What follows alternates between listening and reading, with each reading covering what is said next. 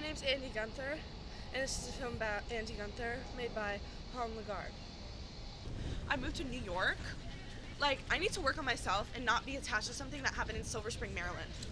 Because what the fuck is Silver Spring, Maryland? Silver Spring, Maryland is a shoplifted mall, an ice skating rink, a Starbucks I went to in middle school, trudging through snow, sledding in this one park, my childhood best friends, Eliza, Sophie, and Lucy, book club.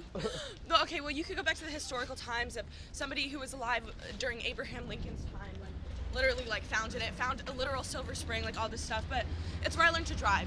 It's where I grew up. It's where I always came back to.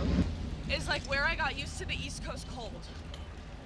I don't know, I wrote this whole essay on it, and I usually don't like it. I'm oh, this is a boring suburb.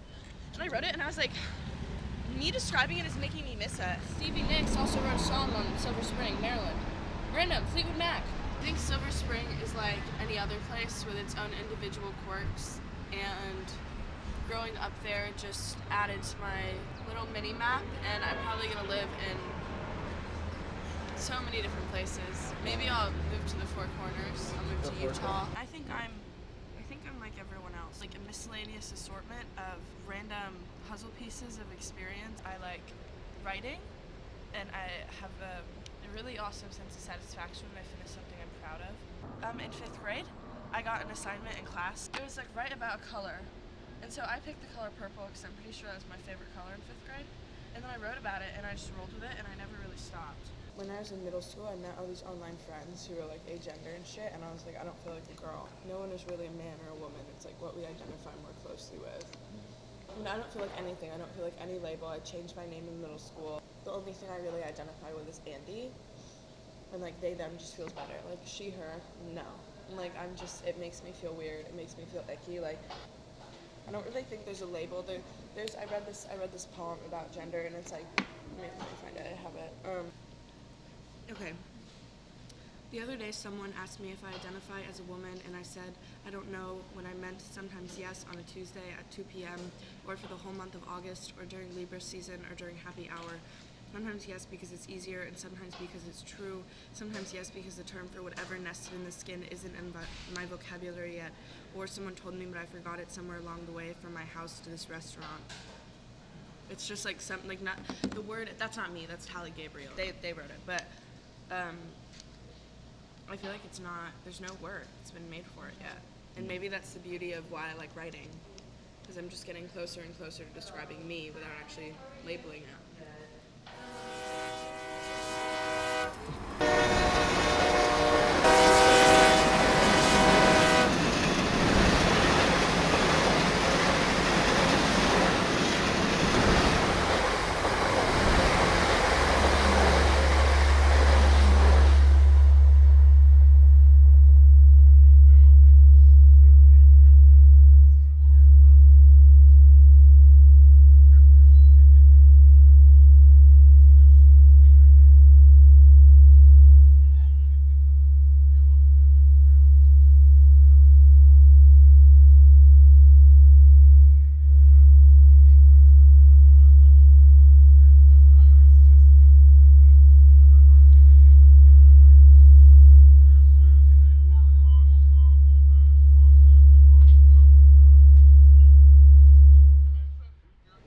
I really like this beginning part of womanhood.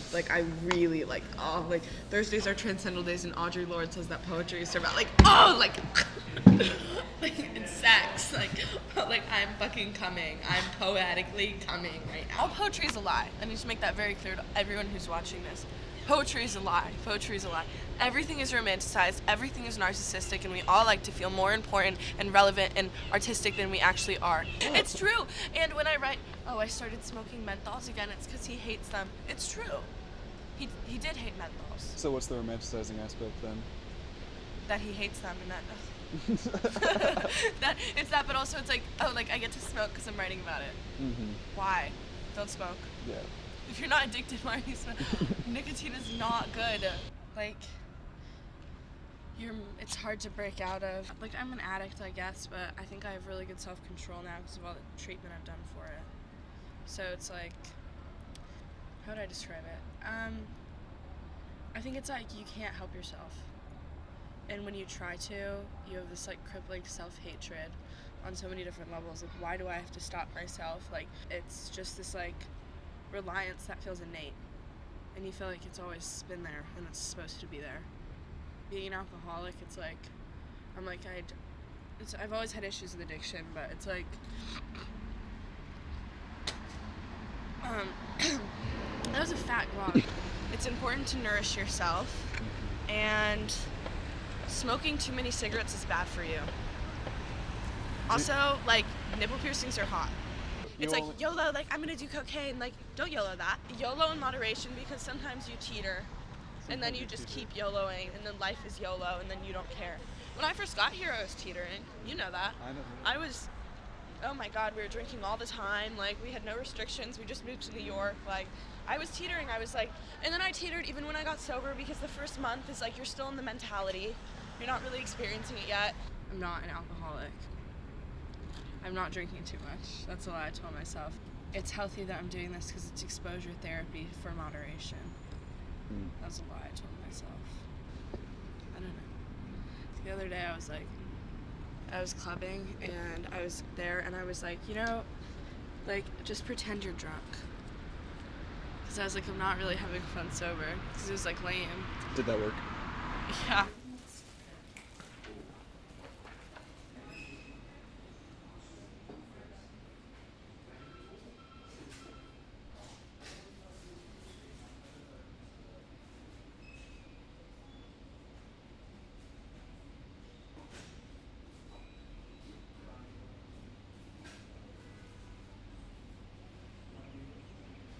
Okay.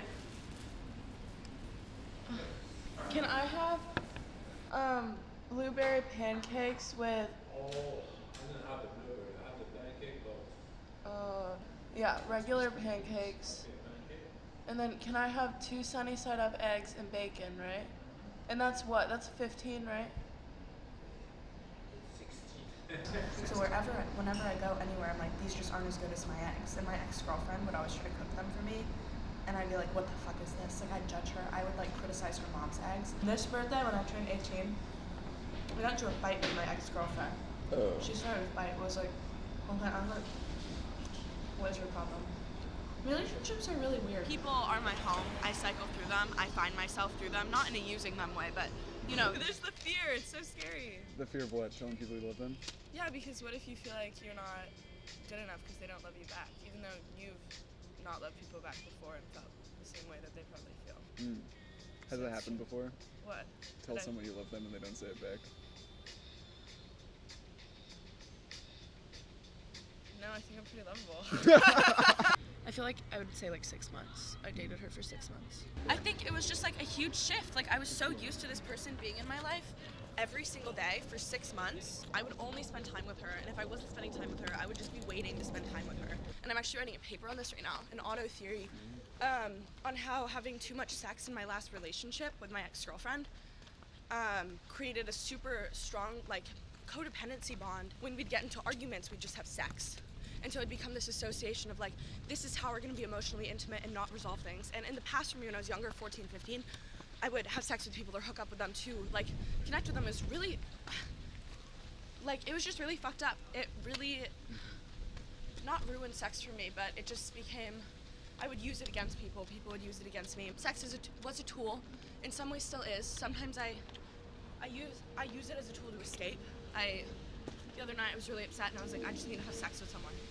When I feel shitty about myself, I do that. And that's also hookup culture. I was talking to my friend yesterday and we were like, it's never good.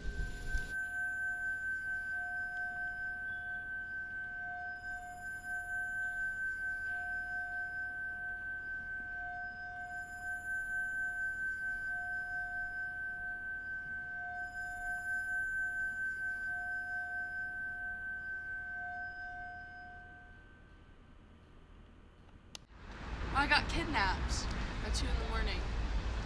My parents hired 2 people to kidnap me and take me to the airport and take me to Colorado. And then we drove to Utah. My dad touched my arm and I said, get the fuck off me and get out of my room. And then they left and I didn't see them again for 3 months. The thing is, they didn't do research. Is the thing. Because my second rehab program, like, literally you scroll down one link that the educational consultant doesn't send you, and it's like the worst reviews possible, and they didn't look into it. They just trusted. Like they trusted other people in the hands of their own child. And that's what I resent them for. Being able to eat when you want. That's a privilege that I lost because it was the horrible, like, fucking emotionally disease-ridden fucking rehab program, and they didn't let you eat if you didn't get your privileges. We had a point system. You literally have a paper card with a pen. You have to carry it with you everywhere. Accept no, accept feedback, disagree appropriately, and follow instructions. While I was there, a girl tried to like hang herself, flooded the house. I saw someone try to hang themselves with a vacuum, like the cord. Saw someone drink bleach. Like, I told them all that. They didn't pull me. I'm the one who had to call 911 when that happened. Like, all this stuff, because the staff were so stupid. The only qualifications you need to get hired for my residential rehab program was driver's license and be over 21. At a therapeutic program for like insane bitches. And they were all Mormons, and they would out you to your parents if you got caught hooking up with another girl. So many people were in the closet, outed so many people. They outed my friend, like, so fucked up. They'd shame you. I was telling someone recently, they're like, you're a victim. And I'm like, oh, I was there for 13 months. 13 months. I had a friend pass away. She killed herself April 2021 because it was so bad. I was thinking about her yesterday. She had the most beautiful singing voice. She was so artistically talented, and the program ruined her. She couldn't pull herself out. I still know people that are so deep in it. Like, some people just deserve the better family. Like, there's not really another way to put it.